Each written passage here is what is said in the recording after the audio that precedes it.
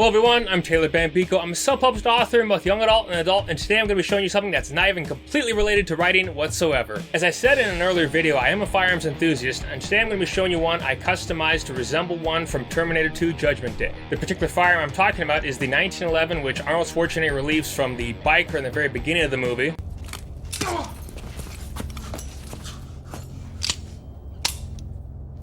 Yes, that one. Now, of course, the one in the movie was a Daytonix frame and a Colt Series 70 slide. Mine, on the other hand, is entirely a Colt firearm. Now, before we go any further, we are going to do a safety check to make sure the firearm is empty. First thing you do, of course, take the magazine out, pull back on the slide. I gotta flip it around here. Magazine is out, slide lock to the rear, visual and physical inspection. Nothing is in the chamber.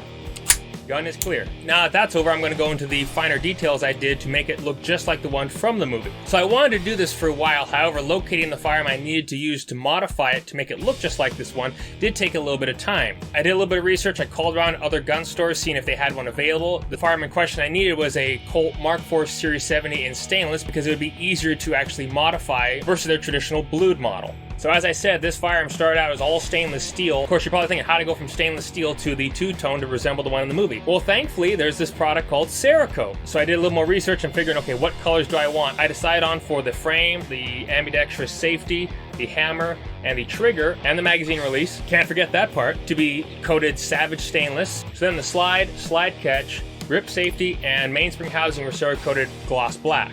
And the recoil spring plug, how could I forget that? However, that part was easier because all I had to do was take it into a store which offered the process of Cerakoting, and I told them what I wanted to have done. And I said, okay, it's going to be like the one from Terminator 2, and they liked that because then they had references. They could look back and compare what they were doing versus the one in the movie. Now, the thing about the 1911, of course, is it's not like a Glock pistol where you can just drop parts in. A little bit of fitting is required. And actually, that was a lot of fun to do. It's something I was worried about. Oh, should I have someone professionally do it? Now, of course, 30 years ago, that would have been possible. Today, gunsmiths are not as common as they used to be, and it's also much cheaper if I did it myself. And I was pleased with the end result, knowing that it was actually me who did pretty much all the work on this firearm, the exception being the Cerakote finish. A part that was a challenge to me, however, I didn't mind doing it, was I did have to remove some material off the back of the frame to get the grip safety to work. The standard Series 70 comes with a much smaller style grip safety. From the research I found, this is known as a duckbill safety. It protrudes a little bit, but I said, okay, if I want it to look like the one in the movie, it has to match. Luckily, with a bit of research, I found one that resembled the one from the movie. And it happens to be an actual Colt grip safety. The only things on this firearm which are not factory Colt would be the trigger and, from what I understand, the mainspring housing. For all I know, this particular one could be off an old Remington Rand 1911 or it could be off a Springfield Armory 1911. I'm not sure. I found it at a gun show in a used bin. Said, okay, well, it's not going to matter. I just need a flat mainspring housing that's aluminum. I did buy one that I thought was aluminum. Turns out it was plastic. I didn't want that. I wanted the aluminum one because that's what it looked like in the movie. I had to actually remove some material off the mainspring housing to make it fit. The trigger, of course, was built oversized. I had to fit that as well. Same thing with the grip safety. That required a little bit of fitting. Not as much because mostly I took the material off the back of the frame. Now, one part that's not accurate yet is the actual grips. The one in the movie did not have the actual Pachmayr logo on it.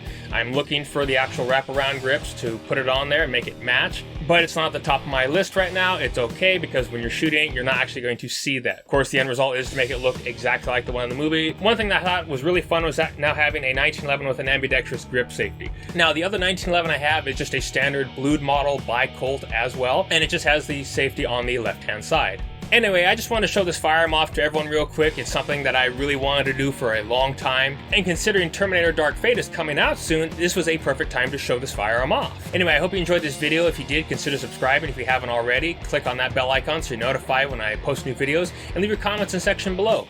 Have a good day.